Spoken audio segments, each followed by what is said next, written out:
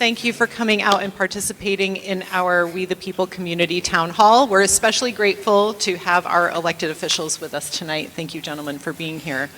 Tonight's purpose is really simple. It's to create a space where community members can ask questions, share concerns, and hear thoughtful responses in an environment that values respect, clarity, and participation from everyone. Who has the first question? I'm Paula Schramm from Enosburg. Two of our biggest problems are healthcare and housing in Vermont these days, and I'm just wondering, since we have someone on the housing committee, what might be plans that might specifically help the Enosburg area people for more affordable housing, plans to create more affordable housing or rental apartments. Let's tackle that one. Anybody on, who's on housing? Well, she was referring to Randy on beyond housing. Yeah. I'll mention health. I'll start off, but I do not have all the answers. I hardly have any of the answers the more I look back.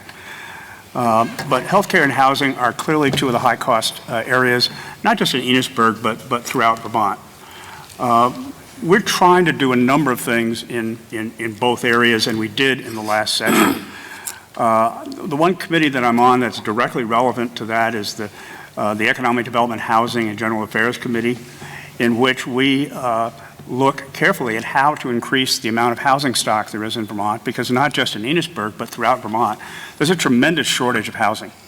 And as a result, people, particularly moderate income people, have great difficulty in obtaining housing if they come here, or if they lose the housing that they have, or if they're looking for larger housing because their family has expanded.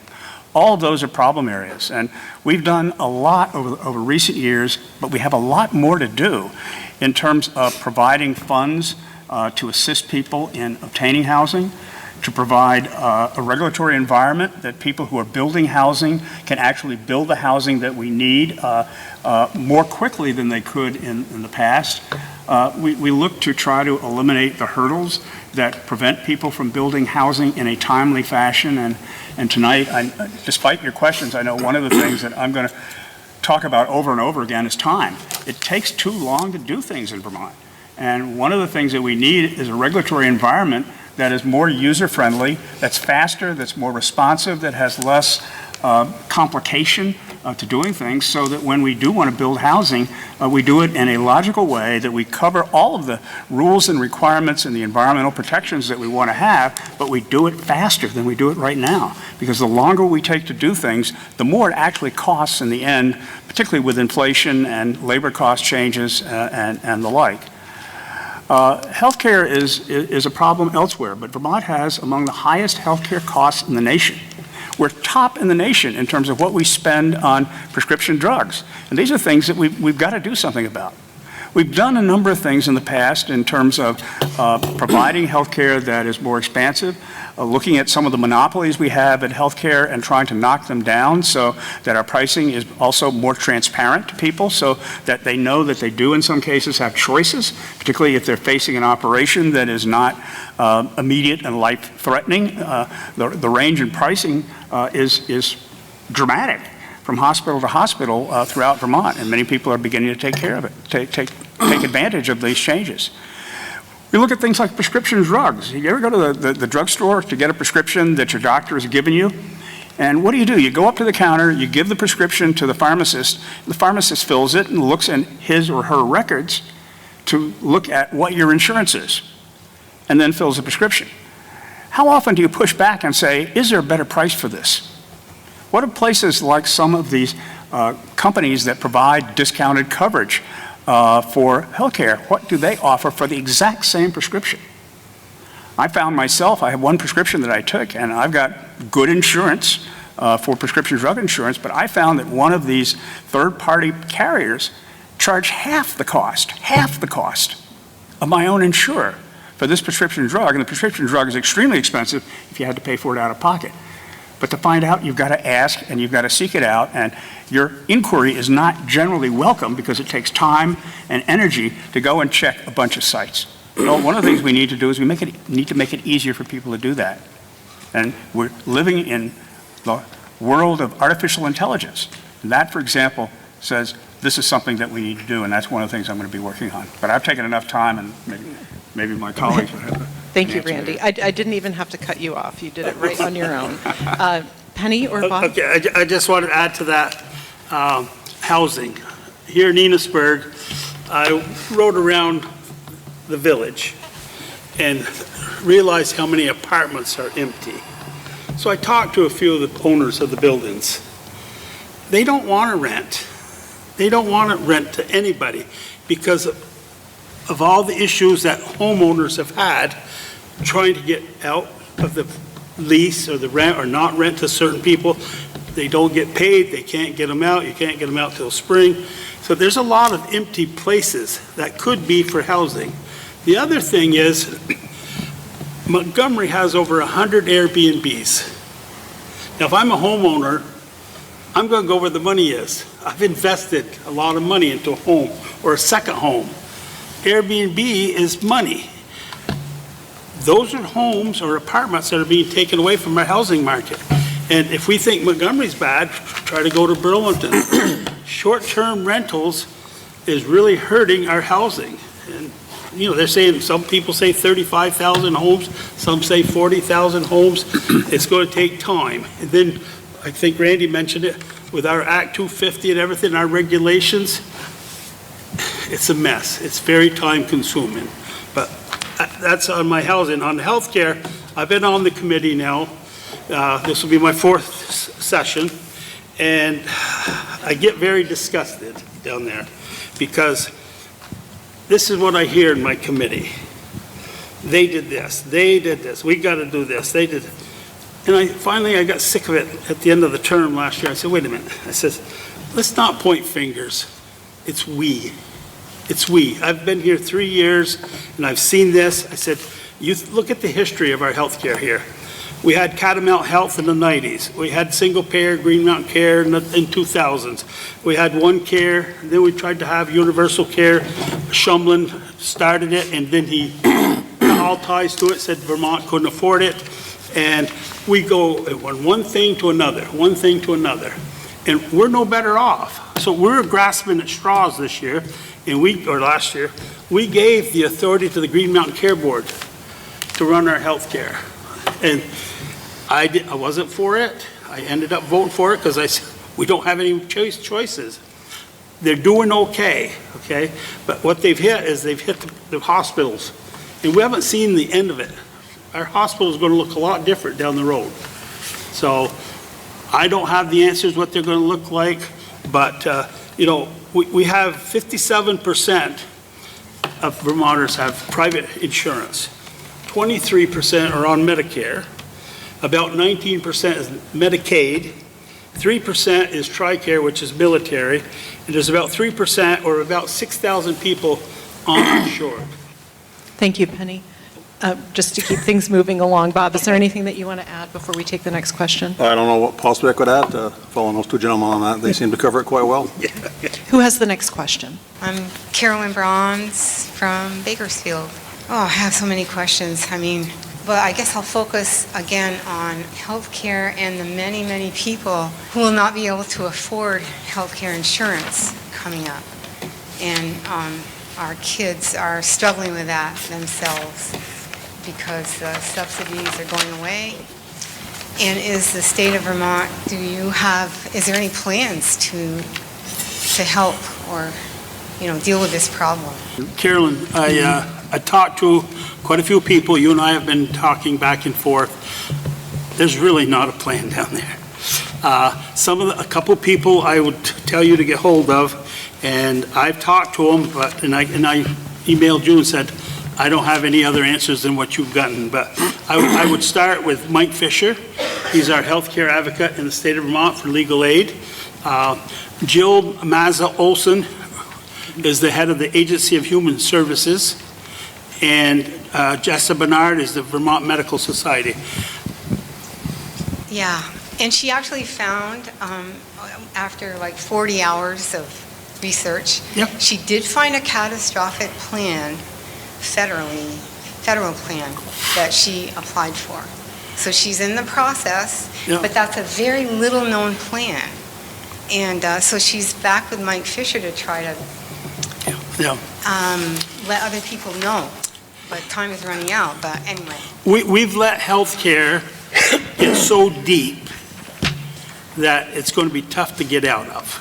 And we're planning, everybody's hoping on the federal government. We can't speak for the federal government. You could talk to Bernie or Peter, but, I haven't got any answers in Montpelier. And I've got to start in a couple of weeks at that healthcare committee. I might have something for you then, but I've talked to my healthcare committee, the chair. We're grasping at straws. Yeah, go ahead. We've done some things on healthcare that have moved us forward. Among them is we've looked at some of our large healthcare providers, our hospitals, and looked at the rates that they are charging, and we have some of the highest healthcare rates in the nation. And we've begun to ask why, which is a question that we should ask about a lot of things in Vermont. And among the things that we found looking at our largest hospitals is there was duplication, there was overlap. There were payments being made to CEO, for example, who was not just taking care of Vermont, but was dealing with a series of hospitals in New York State across the border. All of those things were draining money from Vermont. And the pressure that the Green Mountain Care Board rightly put on the medical center and some other providers was you've got to do better, you've got to lower your overhead expense, particularly that overhead expense that is bureaucratic as opposed to overhead expense that is delivering services to Vermonters. And you'll notice that we don't have a CEO of the network any longer. And that was at a tune of a very, very high cost, as well as some of the other staff. They've reduced some of the overhead, streamlined the operation, which again is something that is needed and it's long since overdue, but there's more to be done along those lines. Another thing that we're working on, and I think we need to do a lot more work on, is transparency. Giving you information about where you can get health care at a reasonable price, and it's not necessarily at the place that's nearest to you, but in some cases you may want to make a decision that if you can get an operation or something that is not urgent, much, much faster and much lower cost, that you may want to take it. But to do that, we've got to be able to deliver information that you can get easily to find that out. We have a lot more work to do there. We've made some progress, but we need a lot more to do. We've looked at where we can get healthcare personnel, and that's one of the biggest problems that we have in Vermont, is it's hard to hire doctors and nurses and other healthcare professionals. We have a medical education center at the University of Vermont. We need to look at that more as to how we can tie people to Vermont and to practice in Vermont once they graduate from various courses at our institutions. We've done that by providing some cases in which we lower the amount of tuition reimbursement, for example, dependent upon staying in Vermont. And again, we need to apply a lot more ideas, and one of the ways that we apply ideas is we look at, this is something that we as legislators do, I know I certainly do, is I look at what's happening in the rest of the country and who's got a good idea that maybe we can adopt in Vermont. And there are a lot of good ideas out there that we need to do more adoption of, rather than saying that, well, we're going to be the first in the nation to invent something which may or may not work. Thank you. Who has the next question? I'm Tammy Hetrick. I live in St. Albans town. I wanted to follow up, though, on the question about housing, and I appreciate you identifying one of the big issues being Airbnb. And I'm curious, we know what the problem is, and it's been a problem for a while, so I assume that people in our legislature are discussing some solutions to that in terms of incentivizing people to go more with long-term rentals or penalties for Airbnb usage. I guess I can try that one. In the legislature, and I believe in the Senate too, you've got committees that are working on it. I don't get to hear what their ideas are or what some of their solutions are. I don't get to hear that until probably after the budget adjustment comes up. And so, we're in the dark, and I think we're in the dark about healthcare, education, and housing. There's committees down there working right now, but you try to get the information, it's difficult. I'm sorry, I guess I thought I heard one of you was on the housing committee, that's why I was asking. Are you in the Senate? In the Senate, I'm on a committee in which housing is part. We have twice as many committees that we serve on as they do in the House. And it's either because they want to overwhelm us or because we're actually better and more competent at doing it. I'm not sure which. But we work on housing. Now, the result of what we do, that's something that folks can argue about. But we did do a number of things. And among the things that we've done over the past several years is, first, make it easier to build housing. Try to remove some of the restrictions and streamline the process of getting permits done so that housing can be built more quickly. We have a lot more work to do to untangle the bureaucratic obstacles that prevent people from doing things more quickly. And there are obstacles. Many of the obstacles, though, are important because we don't want to build junk. We don't want to build things that people can't live in because they're going to fall down around them. We don't want to build things that are being promised by contractors at reasonable prices and the contractors finish half the work and walk away. That's a bill that we passed because of a significant problem either last year or the year before. And we want to build housing that is environmentally sustainable. For example, there's no point in building a house that you can't heat because you need heat and you need a house that's insulated in order to make it economically feasible and economically sustainable for the people who are buying or building those houses. We've also done some things to, you've possibly heard of the TIF program. The TIF program, which exists in a variety of towns in Vermont. And what that program does is it offers developers a sum of money, and the source of that money is future property taxes on commercial property that is built in that town that gets paid out over time in order to repay the TIF loan.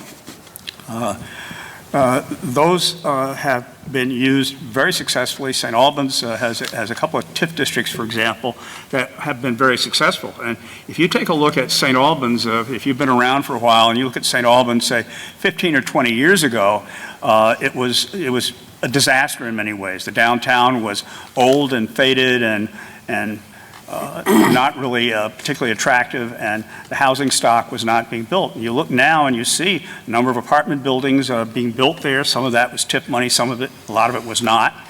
But you also look at the downtown by building certain commercial properties on the outskirts of the city, and everybody thought that, well, place is going to fall apart as a result and the downtown is going to die. Well, what happened is just the opposite. There was a rebirth of downtown, and there's more commercial activity and the like than there ever was before in a downtown that is increasingly being beautified. And that was borrowed money, TIF money, that made a significant difference in what the downtown ultimately looked at. And we now passed, in the past year, sort of mini TIF operations, which are really designed for smaller towns, smaller villages for that matter, so that they can build housing, which they couldn't build before because they didn't have things like water or infrastructure to be able to serve those developments. And by using the TIF kind of concept again, borrowed money that gets paid back out of the future, increases in tax revenue coming from the rebuilt properties. That's how it gets paid for.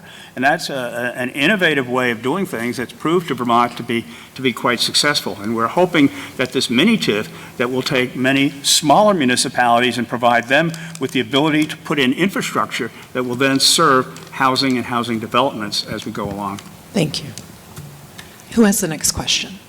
Jan Appel, St. Albans City. I wanted to follow up, Randy, on what you were talking about with housing.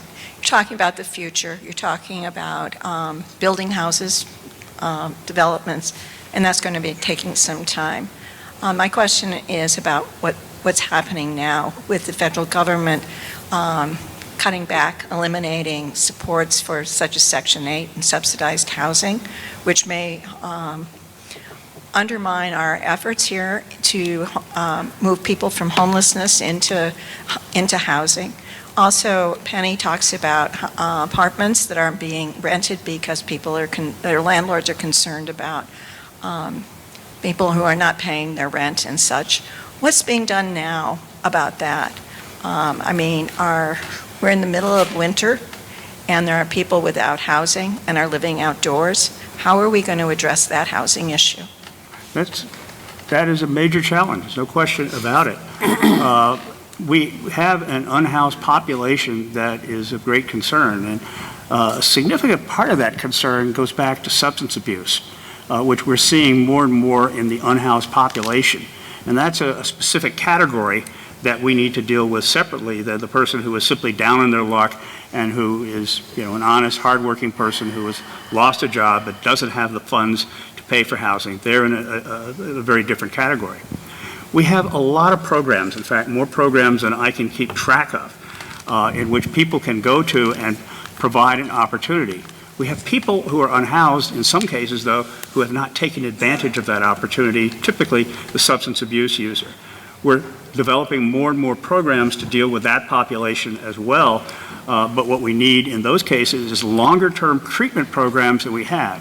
We've shortchanged that program by saying that people can only be in a particular program that provides the funding for this need for a limited period of time, and we found that that period of time that's being allowed is not enough. There are a variety of new programs that are being developed, some of which we're trying to do here in Franklin County.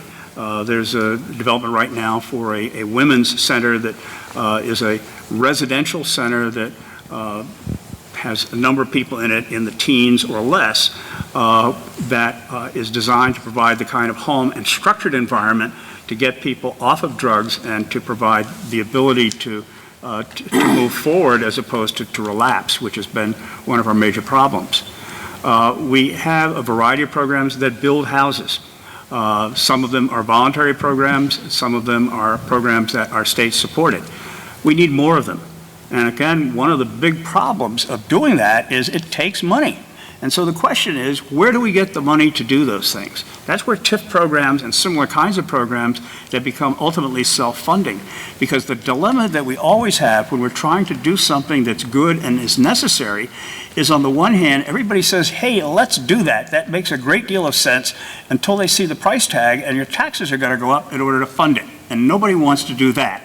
And there is the dilemma, because we've got to come up with that middle ground, which we do on virtually everything, to say, how can we do what needs to be done, what people want to be done, at a price that we can afford to do it?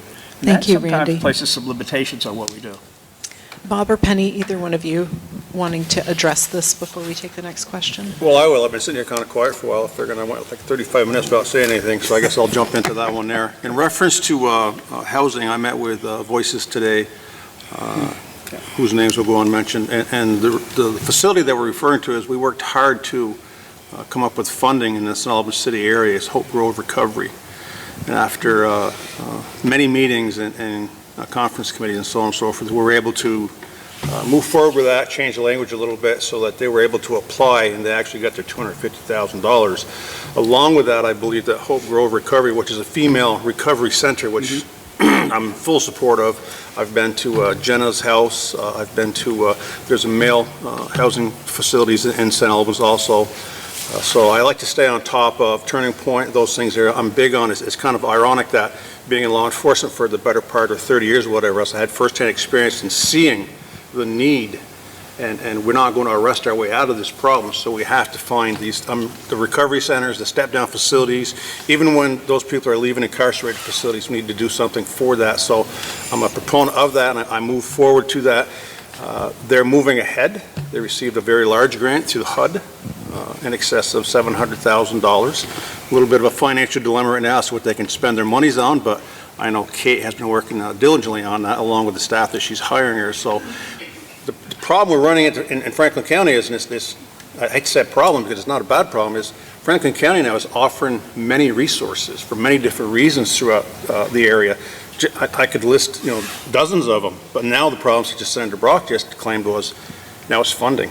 All the funding has dried up, the ARPA monies and so on and so forth, and we want to find ways to continue funding these much-needed resources in and throughout Franklin County, because we're basically the hub. St. Albans City is the hub of Franklin County, what's going on.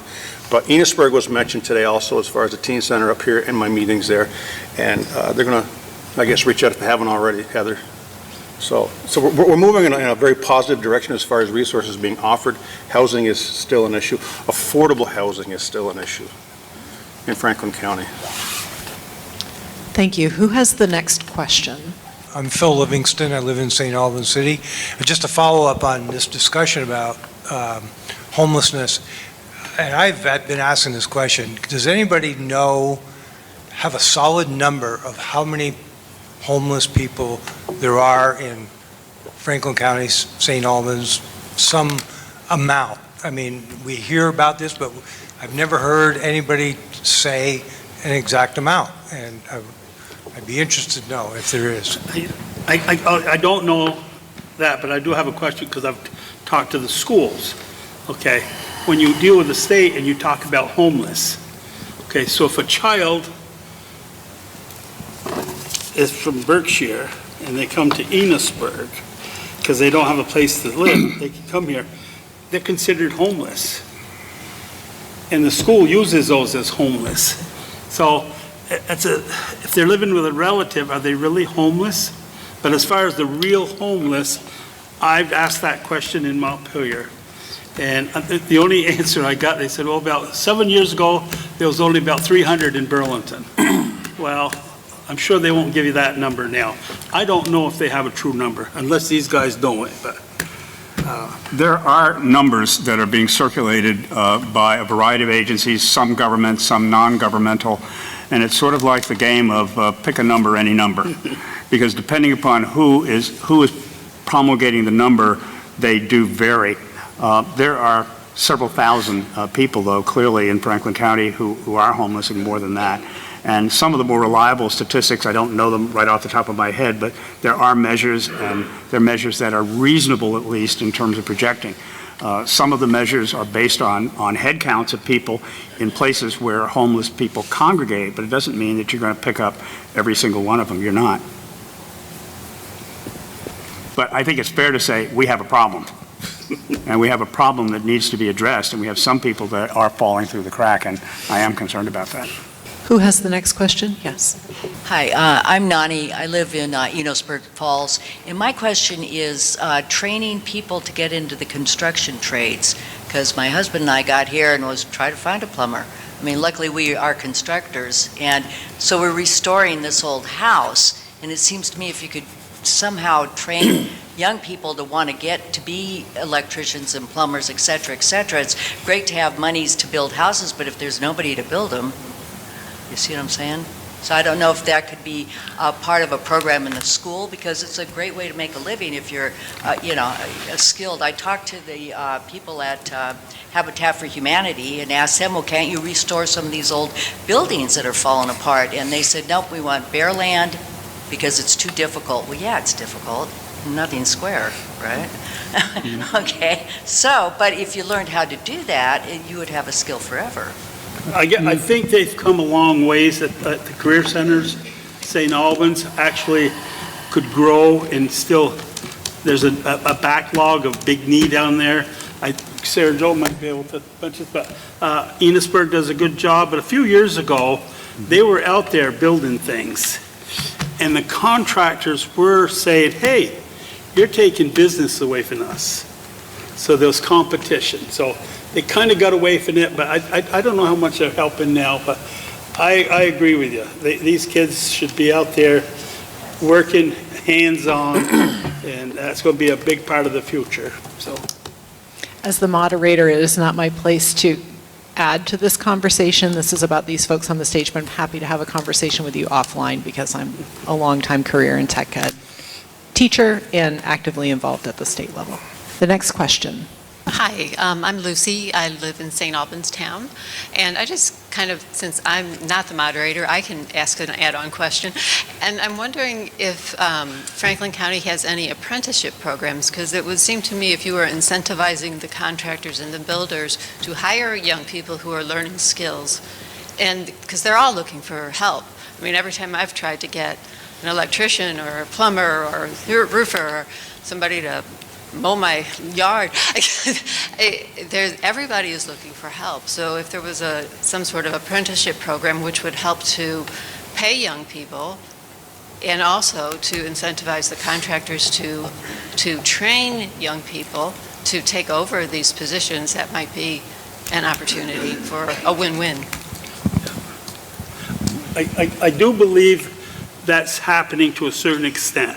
And probably our biggest success story in Enosburg is our local garage down here, La Rose's. they've trained more young people that's gone on into the automobile business than most places. We might send out a few people on jobs. Our moderator could tell us. But yeah, you're right. I think we could do more. We do have a number of programs that do provide both training and apprenticeships for people in a variety of trades.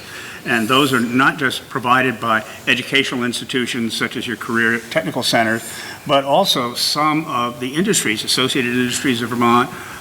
There are other industries that focus on particular categories of labor. They often participate and partner with career technical centers to provide slots for people in particular industries ranging from carpentry to mechanical work and the like. So there are a lot of programs like that are sponsored by industry because industry wants these people just as much as the public does because they're having difficulty developing labor and getting people to fill jobs, and this is a great way to build that and build it with Vermont kids and more than kids. Yeah, all adults. Thank you. Next question.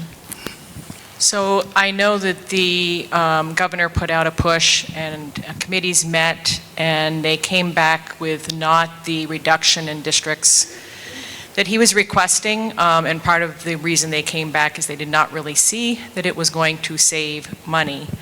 And I think that definitely is the pressure that you're feeling, but I know a couple of you have been on school boards, as have I, and you have to balance that with the needs of your students and the communities, and some of the pressure to merge and redistrict would be taking schools out of communities and hurting their opportunity to grow and increase their grand list, because costs are going to continue to increase whether they have a school there or not. But there's many new families coming into the state that aren't going to settle down in a town or a village that doesn't have a school.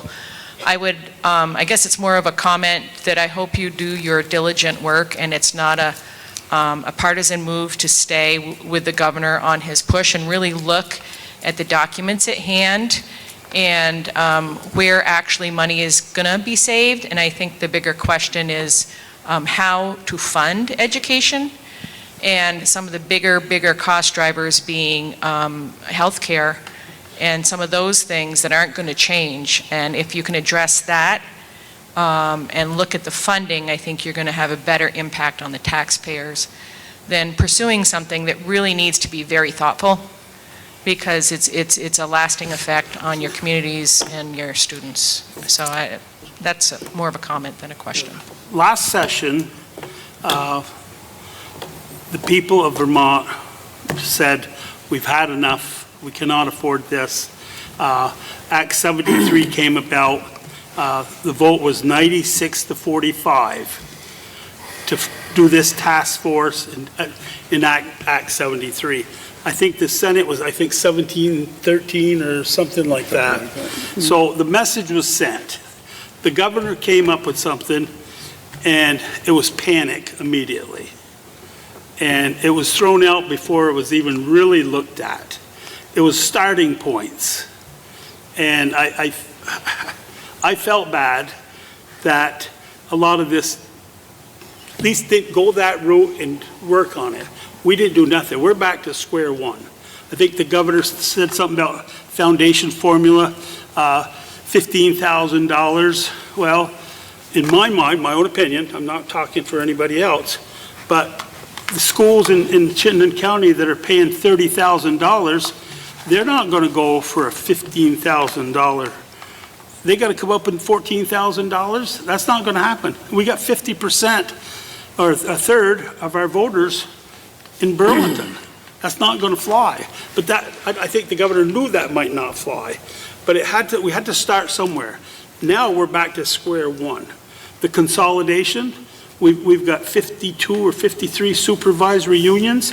I believe the state of Massachusetts only has 3. We got 52.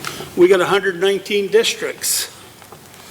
You know, when you talk about consolidation, it's a little bit of everything. And this task force that just is doing things over, they talked about, I think it was, well, we're going to share purchasing power. We're going to share teacher services. We're going to share this. we're going to share consolidation. I didn't see one thing that said we're going to share supervisory unions. If we're going to look at the picture, we got to look at the whole picture. And we got a ways to go. Right now, I think we're back at square one, unless you guys have heard something different. We've been at square one many times before. True. And the dilemma, one of the major dilemmas, there are lots of dilemmas in education, but one of the major dilemmas is we have a very labor-intensive educational system in which the ratio of pupils to adults is shocking, in which we have perhaps somewhere in the neighborhood of one adult for every 4 or 5 kids. And we have probably one of the most labor-intensive systems of any state in the country when we compare it to other states. In many ways, we say that, well, if we have a lot of staff providing educational services, then we should be getting great results. Well, unfortunately, we're not getting great results. And so the issue also becomes one of accountability. Well, when you start talking about accountability in education, all the fingers point in every direction, except at themselves. I frankly favor report cards for parents, but that isn't very popular. But you see what I mean. Everybody wants to blame somebody for a system that we have, and a system that in many ways isn't working as well as we want it to work. And when we have a system in which, when we agree to spend money, the people who are spending the money aren't necessarily directly taxed for the decisions that their schools and school boards are making. It's spread among others. And so the accountability becomes much more lax, and it's much easier to spend money that you aren't appropriating that's affecting you directly. That's, again, another problem. We have developed a system that has a very high and very labor-intensive in-the-classroom program, much more so than other states. And a lot of times answers are questions that we have to ask. And we've got to ask those hard questions of the people who are delivering the services as well as the people who are receiving the services. It's easy to say that I want all of these folks in the classroom dealing with the problems of our kids because our kids are important, and they are.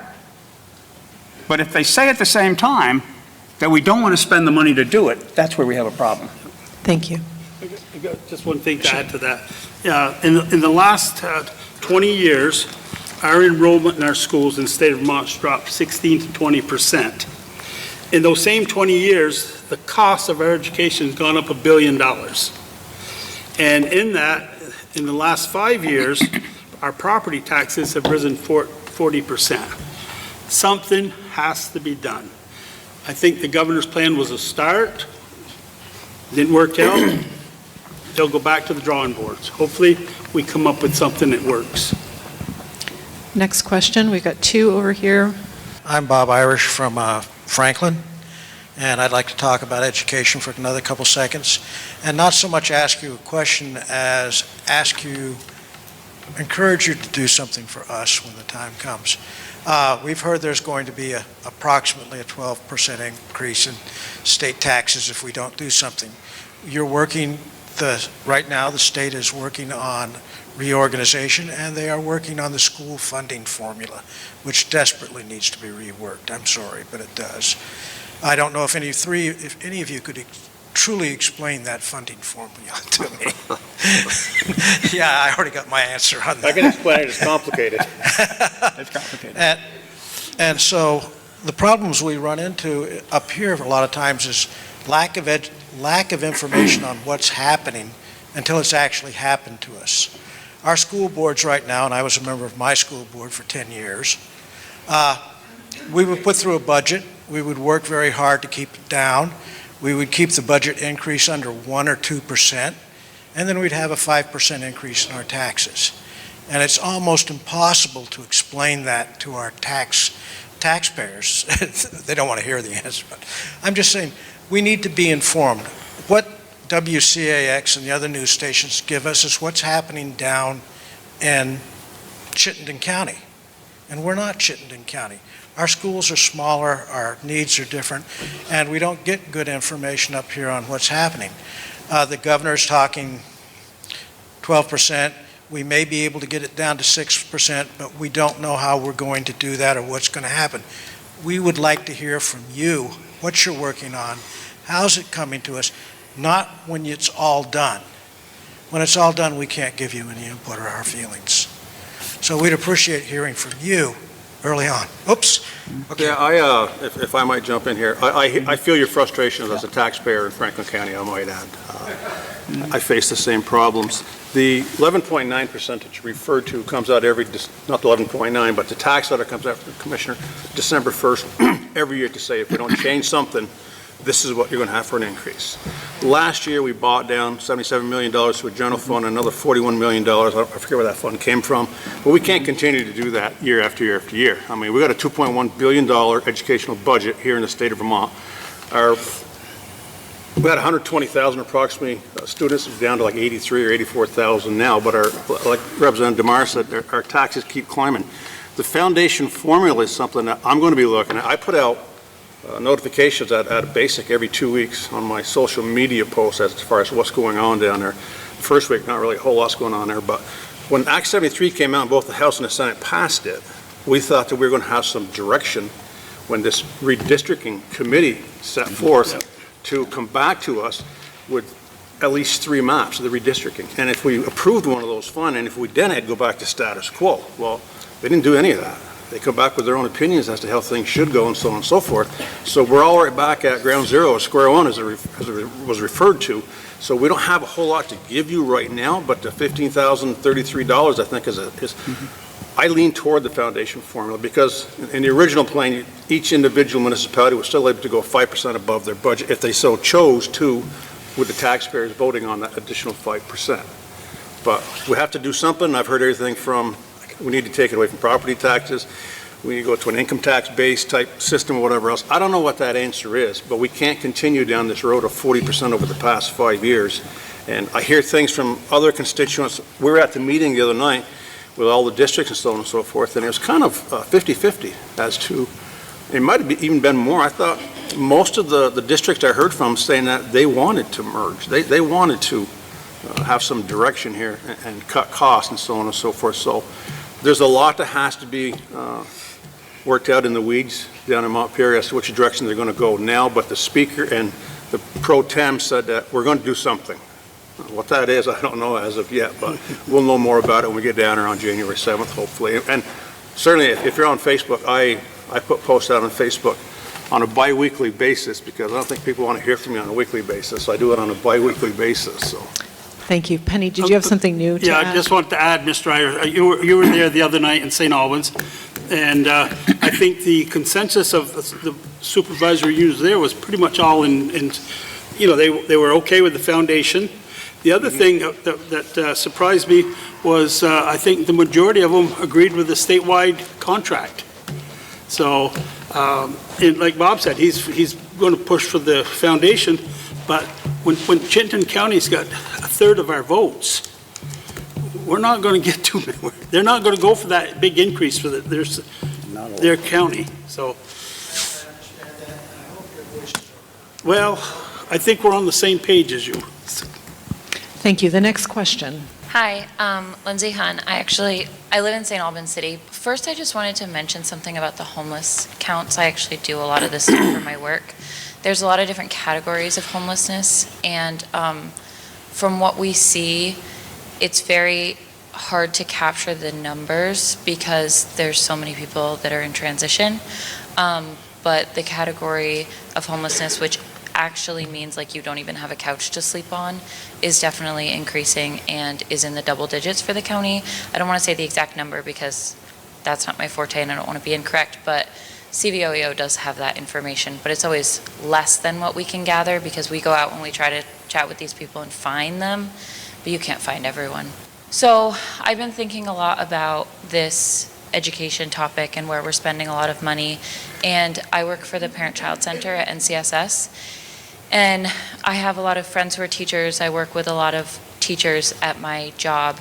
And what I keep hearing from people is that teachers can't teach because they're having to deal with a lot of really big emotions, really, like a lot of kids are bringing stuff into the school that should be left at home or should be taken care of at home, because people are struggling across the board, from economic issues, substance abuse, like anything, you name it.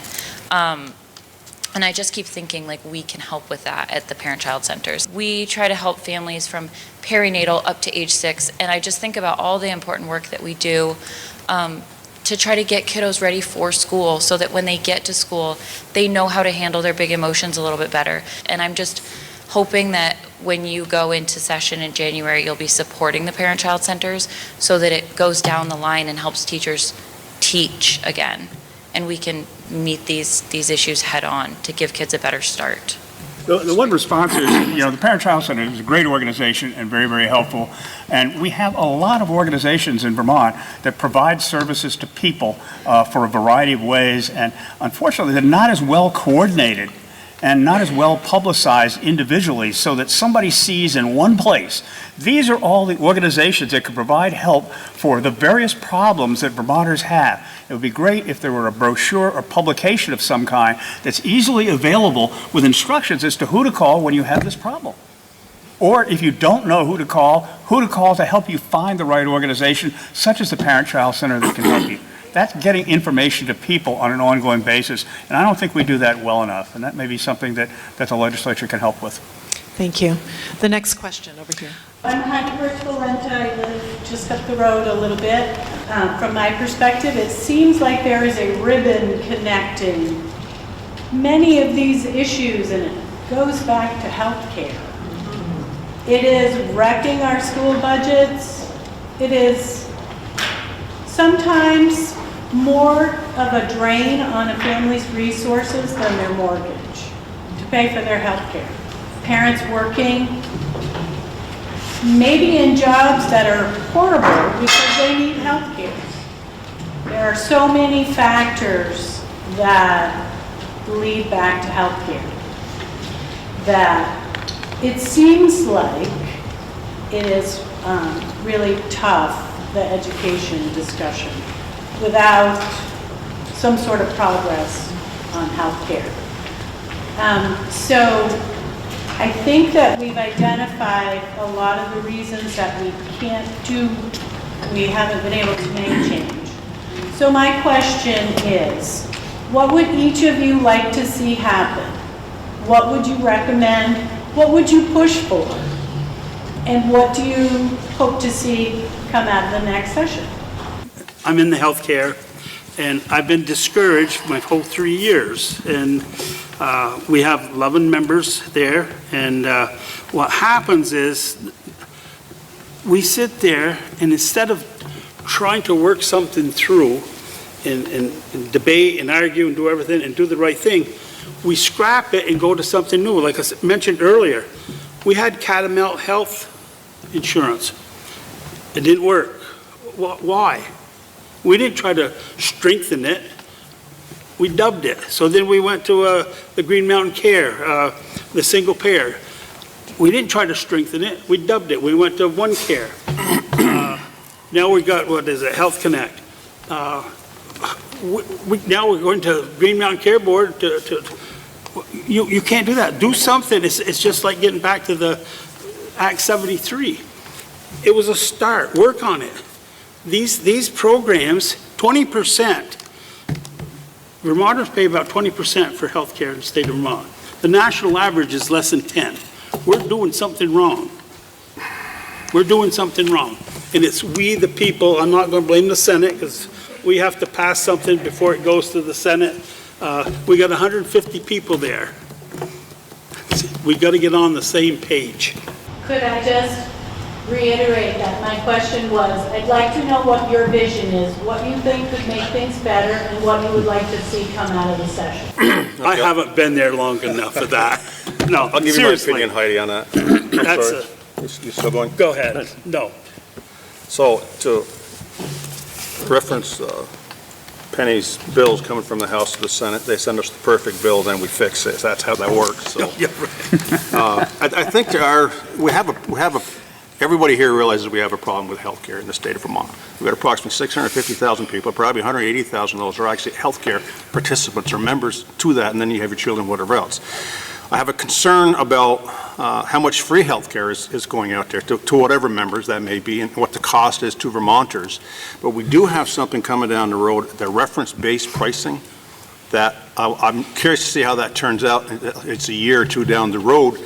We need to control cost, okay? Because every time one of the hospitals says, well, we need to raise this, we're losing money. I mean, my question is, well, why are we losing money? So I think we have to have more accountability within our medical system, and I think that the Green Mountain Care Board has been tasked with that, and hopefully we created more positions this past session that they can start following up on this.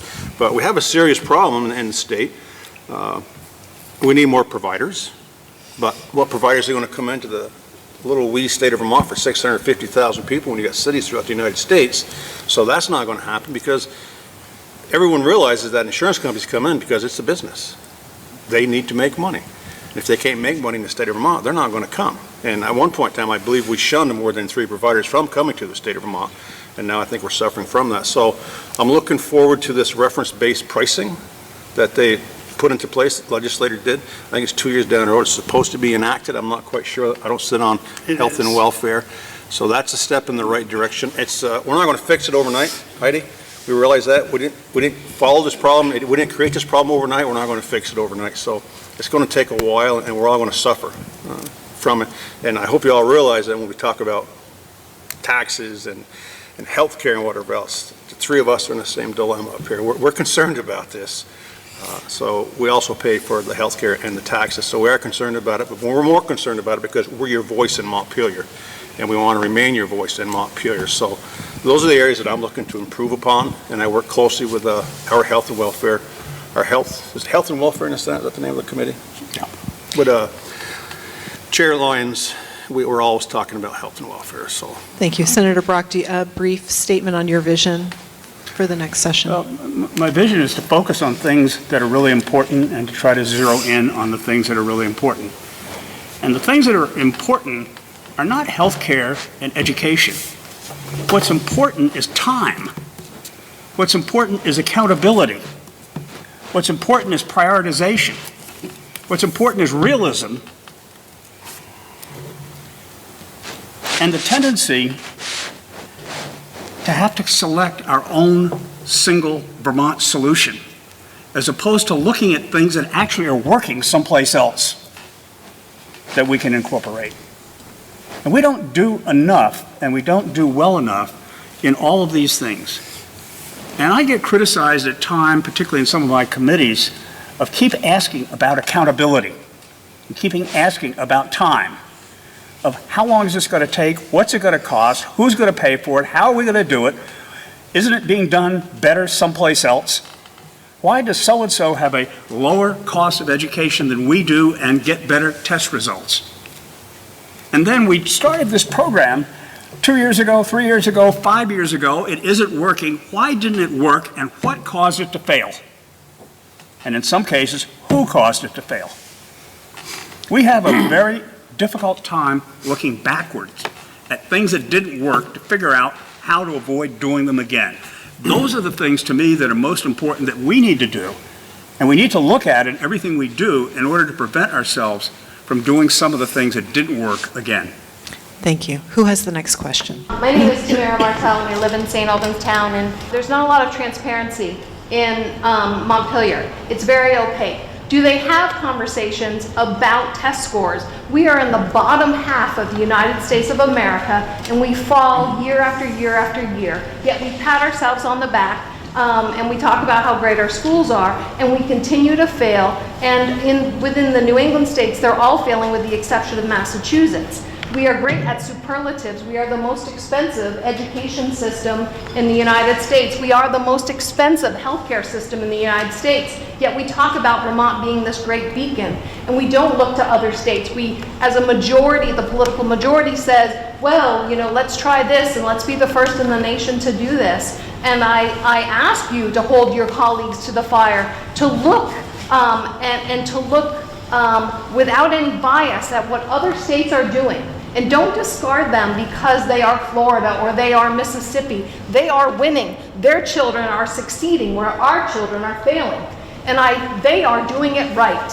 And I would like you to hold your colleagues accountable in Montpelier because our children are missing out. We are missing out as a state.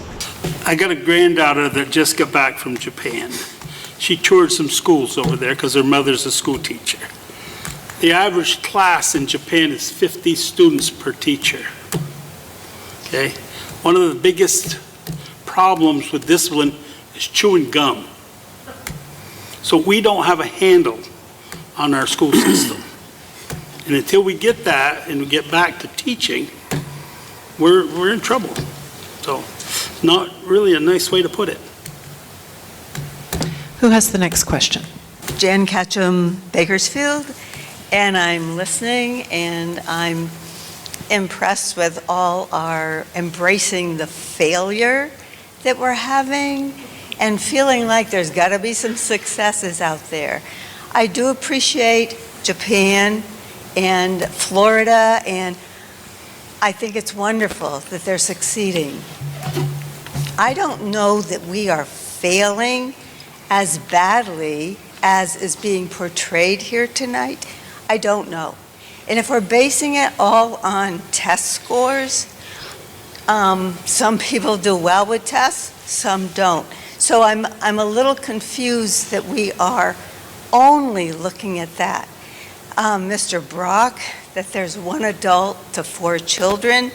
I would like to hear more information from you about that, about what kind of classroom that is, or what kind of special education that is happening.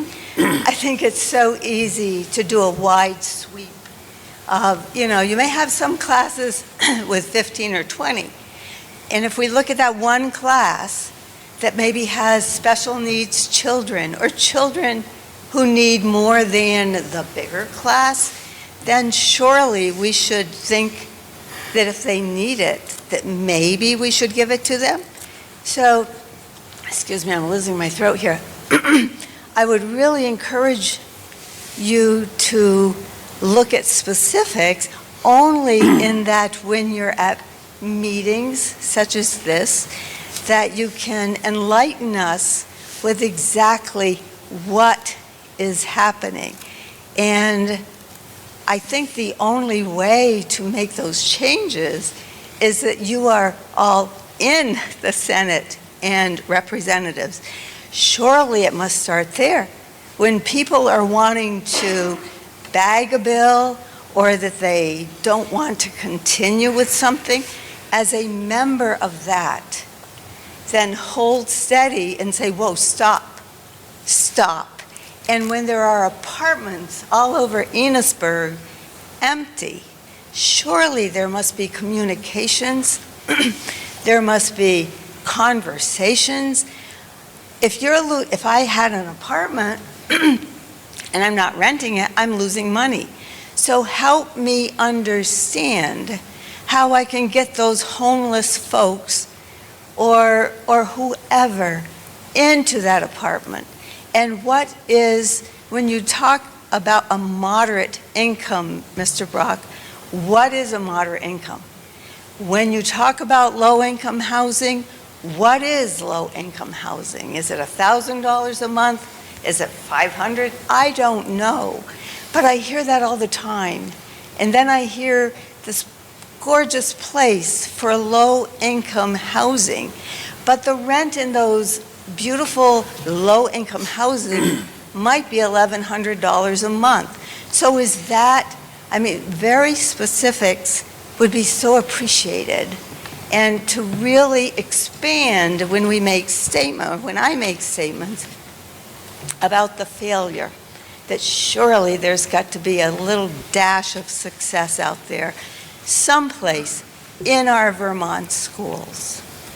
We certainly want to be able to tout success, to find it, and to replicate it. But many of the things that we look at every day are statistics.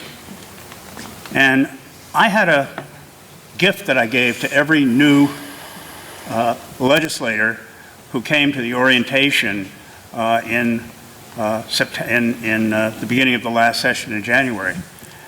There were two books. One was Parkinson's Law, which is called Parkinson's Law, if you remember it, as work expands to fill the time allotted for its completion.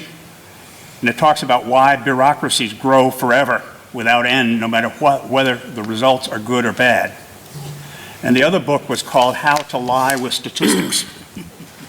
And if you want a number and some numbers about things that happen in Vermont, depends on the source that you look at, you will find numbers all over the board. Some you can believe and some you can't, because they all have a cloud over them. And that's what we work with. We work with the fact that we have a bureaucracy that seems to continually grow regardless of the amount of work, if any, to be done. And we can certainly count the numbers that tell us that in many departments throughout state government in particular. The second thing we look at are statistics. And again, you look at the statistics and then you evaluate the value of the statistics that are being presented to you to decide which one is right. You know, ask how many homeless people there are. Well, it depends on the statistic and the source of the statistic you look at. We look at those that we tend to believe and we do believe have a basis in fact. But it doesn't matter quite so much about the methodology as it does when it looks at the result. And the result that we look at is we have homeless people that aren't housed. And we try to say, what's the reason that we'd have that? Why do we have so many homeless people, and what should we do about it? And how can we provide housing for them? And what are the obstacles that prevent housing? And we talked about a lot of them here tonight. We have landlords who say, I don't want to rent to people who are unhoused because we can't trust them. They'll break the place. We can't get rid of them. And it costs us a lot of money. We hear that a lot. Is that the true answer? Well, it is to the person who's saying that. And when we see it time and time again, it is of concern. And so we say, what can we do about that? How can we help solve that problem? And we ask a lot of people. We ask you, if you're a landlord, what can we do to solve the problem to make it more desirable and easy for you to rent and still be protected and have that house filled? That's what we want to do. Thank you. We're going to, in the interest of time, take the next question. Go ahead. I'm Ellen Stanley. I'm from here in Enosburg. I work at Berkshire Elementary School. I just wanted to tie together a few things that have been said. Speaking of statistics, and I don't know, you can go ask Lynn Coda, but I believe, and what I've been told at my school orientation for both falls that I've been, is that we are one of the very few districts in the state of Vermont that is growing. We grow in Franklin Northeast Supervisory Union, and other districts are shrinking. So just to make sure that everyone here knows that, we are a district that, one of the few districts that's growing in the state of Vermont.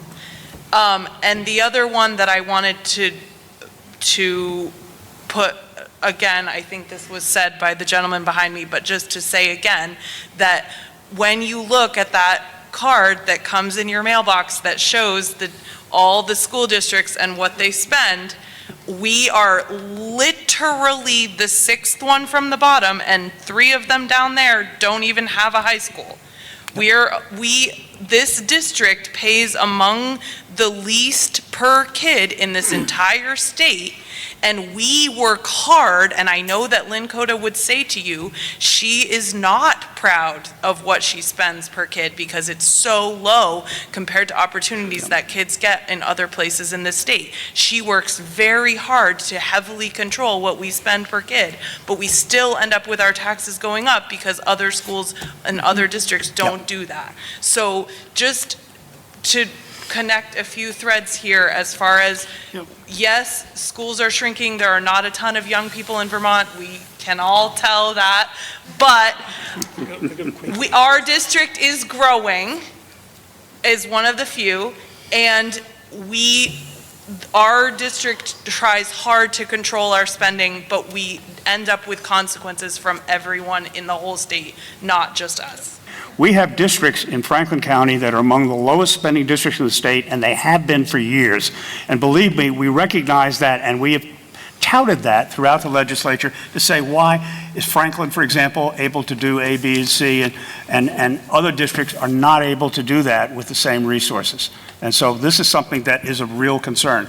And that, again, is one of the problems we have in Vermont, is we have this range of pricing that occurs throughout the state that has utterly different results, but the overall price is extremely high. There's some districts, such as some of those here represented in this room, that are outstanding success stories. So don't let this discussion suggest otherwise. The next question. My name's Ken Whitehead. I live in the town of Enosburg, and I've got a question for you about how do you feel about taxing the super wealthy at higher rates, and what do you see as the pro and cons of that in the state of Vermont? Go ahead, that's a finance question. It's a finance question. Just spend it. I'm on the finance committee. It's You're on the actually the finance tax committee, but we never want to admit we're on the tax committee, so we say we're on the finance committee. The problem is there aren't enough wealthy people to make this huge difference that someone thinks that we might. We do have a highly graduated progressive tax system in which people who are at the higher end of the scale are paying on the upper end, not just in Vermont, but nationally as a percentage. And we have to recognize that wealth has legs, and that once you raise taxes too high for a group of people, they leave, and then people that you want to come don't come. We want more wealthy people in Vermont because they give us lots of money in a much higher percentage than people who are of moderate income. And so that's the dilemma. You can raise taxes and you can get a little bit of money in Vermont just based on who's at the upper end of the scale. But the problem is you chase away all the stats that we've done, all the studies we've done, is you wind up chasing other people, and your ability to attract wealthy people, some of whom who pay much more per capita than moderate income people, are turned off. That's the dilemma. Thank you. Next question. I'm Sarah Butson. I live in Enosburg. It seems that one of the things that has come up in a few of the answers is that we need people to pay for things. And as a young person, and as Ellen mentioned, we have an aging population in Vermont. We don't have a lot of young people who are staying in the state, who were raised here. We don't have a lot of young people moving here. Are there any plans in the legislature to try to attract and retain Vermonters who are younger, who will stay, raise families, build businesses, contribute to the economy? Anything that anyone's thought of or talked about?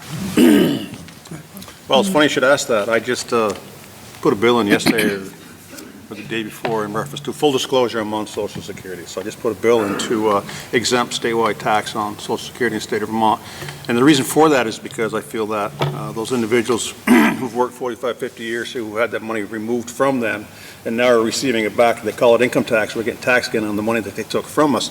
But I think by putting more money back into the economy, it'll keep people here. It may bring people from outside the state of Vermont into Vermont, and it'll have more money going into our economy. So I think it's a good thing to at least look at that. It's going to be met with resistance, I can assure you, when we're down there, but I will continue that struggle. Military retirement was another issue which we tackled for the first time hard in this last session, and we eliminated the taxation on military retirement for people up to, I think it begins to phase out at a salary level of $120,000 a year. We were only one of 3 states in the nation that did not almost fully exempt military retirement income. Why would you do that? Well, the major reason that states do that is to attract military retirees, people who retire in their upper 30s, mid 40s, and so on, who bring critical skills, and we are desperately short of people. You can't find a business that isn't short of people to hire, and military retirees make great people. But when you limit the amount of money of the deduction, they go elsewhere, because in virtually every other state, except the 2 or 3 that are left, have a better program to protect their retirement income. And so there's always that judgment that you have of weighing the various factors, and that's a critical factor. We are doing a lot, though, to attract people. We had a program, and parts of it still exist right now, in which we want to get remote workers. That's people who live someplace else now, who have an employer in New York City or elsewhere, but can do their work here remotely. Those people don't cost us as far as building infrastructure, but they are beneficial to us because they bring tax revenue from the jobs that they have, that they do in Vermont, but that are based elsewhere. Those are, again, some of the kinds of things. And there's lots more like that. Yeah, thank you. Next question. Marilyn Hackett from Franklin. I think I heard some discussion of possibly going back to having an income tax that would support our needs, certainly be more fair to more people. has there been any serious discussion of dealing with our some people's difficulty with property taxes by shifting to at least a mixture with income tax? Boy, you might not like this answer. I would vote against that. And the main reason is I've grown up in Montgomery and Enosburg. I've got tons of friends, tons of relatives, tons of neighbors. And that's probably the most unfairest tax. And I don't want to accuse any of you people here, but has anybody always shown their total income? Never did any bartering, never did any trading. You know, I know you get somebody plow your driveway or mow your lawn, you pay them cash. That's income. Are they going to show that? And I don't think we could raise enough money for that. I really don't. Probably the most fairest tax in my mind is the sales tax. If you want to buy a Mercedes, go buy a Mercedes. I'll buy a Pinto. Next question. I'm Brandy Sickles. I'm from Richford, and I have one thing to say about sales tax. That's actually a regressive tax, so it would hit lower income people more. Somebody had mentioned remote work. How do you feel about the governor bringing state workers who were working remotely and bringing them back to Waterbury and leasing new spaces, office spaces, at an additional cost to us taxpayers when they had situations where they could work remotely? I was just wondering how you feel about that. I get a lot of phone calls on that. I did. And the biggest concern with people was I can't go anywhere. I want to know some answers. I go to Montpelier, there's no office to go to. I have to make a phone call. Well, I'm not going to their home.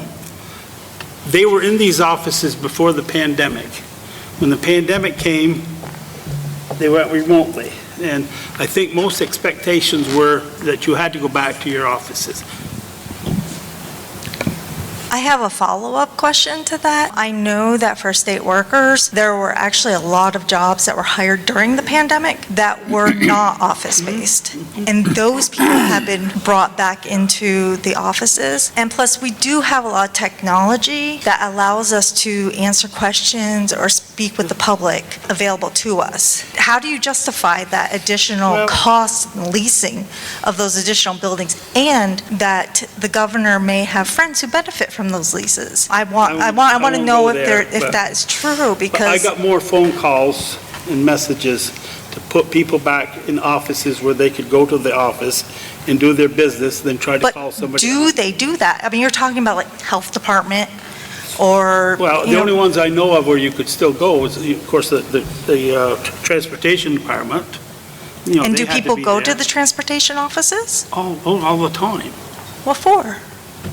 Get new license, registration. Well, that's DMV. That's different. Well... No, that's different. NVP. The DMV is open. It's not going to fit everybody. Whatever we do here in healthcare, education, housing, you cannot appease everybody. Somebody's going to get hurt out of it. That's the way of life. Ms. Sickles, I agree that when the governor, whomever hired these folks and they hired them remote, that those contracts should be honored. Okay, I'll give you that. I do agree with that. That was the understanding when they accepted the job, that was the understanding that they had, so they could work remotely. I do think that, in reference to Representative Demar's, I think it was 3 days a week they were asking them to go back to work. I don't know about what it's costing for the rentals or whatever else, but I can agree with the first part of the question. I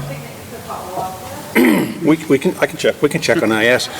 But I think by bringing people back to work, the public, myself included, I've called several times and you get an answering service, whatever else, and that's kind of frustrating. But besides that, I guess I can get over it. But by having people go back to work, there's a lot of mom and pop stores and restaurants and delis or whatever else that really depended upon that when the offices were open. So it hit them kind of, in the economy world, it hit them a little bit hard there. So people should have to commute and risk their vehicles and hire insurance or have to move closer to their offices because the mom and cost source? No, I'm just saying that, just an example, that some of the thought process. So the reason to bring people back is to bring customers back? I'm not sure why he brought them back, to be quite honest, but I agree with if they are hired remotely, they should be. Like many of the issues that we have in government, there are different perspectives to the story, and one size fits all may not be the right answer, and somewhere in the middle may be the right answer as we look at it. Thank you. Hi, my name is Tina Hadlick. I'm from Enosburg. I have two questions, actually. So one is, Randy, you had talked about not getting accountability when we're talking about education and the costs. So here in Franklin County, we're paying less. It seems like we're very fiscally responsible with our education here. And you're asking for accountability, but you're not getting it. So has there been any effort to try to do some kind of auditing so that we can audit what people are doing and have that transparency come forward? Some of that does exist, and some of it is published, but perhaps is not being paid attention to enough on a global scale, quite frankly. I remember, and this goes back, it's got to be 10 years ago, looking particularly at Franklin, at their education cost per student compared to other places throughout, not just Franklin County, but throughout all of Vermont. My solution was very simple. We should close all those other schools and send every kid to Franklin. Because that's what it actually looks like. But by saying things like that and repeating it and pointing out the success stories, that too is helpful because it shows that it can be done. My second question was the housing issue. You had brought up that Airbnb seemed to be an issue. So is there any effort to restrict the number of Airbnb permits that are given out? I think there's talk. Yeah, there certainly is. Every year, there's more and more talk about looking at whether or not we should impose some kind of limitations, different tax rate, for example, as to how a property is used instead of a property tax being more or less the same for everyone. And that is actively discussed, and it would not surprise me to see something about that done given the seriousness of the housing crisis. Thank you. The final question? Hi, Zach Scheffler from St. Albans City. I'm looking for an update on a question that I asked in January of earlier this year. It connects in a bunch of different ways. I need some audience help with this, though. Show of hands. Did anybody read the story about Republican Orleans Senator Sam Douglas and some group chats he may have been a part of? Yeah, I had a question related to that, and tying together a question about young people in Vermont, the next generation of Vermont Republicans, and particularly Franklin County Republicans. My question in January is that the Franklin County GOP has a town chair in Berkshire who's an avowed white nationalist, and he's harassing families, children, school board members in the school district, and right here in Enosburg. He said similar things that you would find in Sam Douglas's group chat. Penny Demar had endorsed Sam Douglas, and I was just curious if the County Republican Committee would take action on a Republican town chair who's loudly proclaiming that he is a town chair at school board meetings where he's espousing some really toxic, hateful views. And secondly, I know that being a town chair in the town of Berkshire, he's also on your Republican County Committee. So I wanted to ask if there's any action that you on the county committee or as part of or knowing people who are on the County Republican Committee is going to take similar action that the state Republicans took against Sam Douglas to get this guy off of your town committee and off of your county committee. Thank you. I don't know who you're referring to be quite honest. I don't know either. From Berkshire. So Can I say the name? I don't know. Isn't it Ryan As long as I Roy? don't say it, I guess. Ryan Roy. Who? Ryan Roy. He was arrested in 2017 at a rally down in South Carolina where a young woman was bowled over by a car. He was not driving that car, obviously, but the rally was quite extensive. I found this by seeing a 7 Days article after he pulled up to harass us as we were doing a honk and wave. And it was pretty scary to find that information. And I did not know at that time he is a Justice of the Peace in Berkshire and he is head of the Franklin Committee in Berkshire. Has this been brought up to our county chair, Mr. Scheffler? Apparently he's nodding his head yes. I'm not aware of it, so I can't comment on it. So. Well, you are now, so it would be interesting to have you look at that and respond to that if possible. And I'd like to answer, I did support Sam Douglas. I met him when he was running for the Senate. A very energetic young man. A lot of his ideas I liked. A year later, he gets on some dumb chat and does something stupid. He's paid for it. I'm sure you've supported somebody that you probably wished you hadn't supported too. So, to throw that at me, Zach, I think that's inappropriate. So, thank you. And I would add, as far as Sam Douglas is concerned, and this was reported in the paper, is that once that chat got out, I was very clear that I thought, as did the governor, as did most of the Republicans that I know, that we do not need someone like that in a leadership role. But I added one thing that a lot of the commentary didn't add, provided we can confirm that what was reported was in fact what he did and said. That is extremely important. You don't hang a person until you know that you have evidence that is supporting the position that you've taken. But that was my position, that if he said what he's accused of saying, he should not be in a leadership role in our party, period. Friends and neighbors, this is, brings us to the end of our time together. I want to thank Senator Norris and Brock and Representative Demar for joining us tonight, for engaging with us, and thank each and every one of you as community members who offered your questions and your concerns and your ideas and your attention and your listening tonight.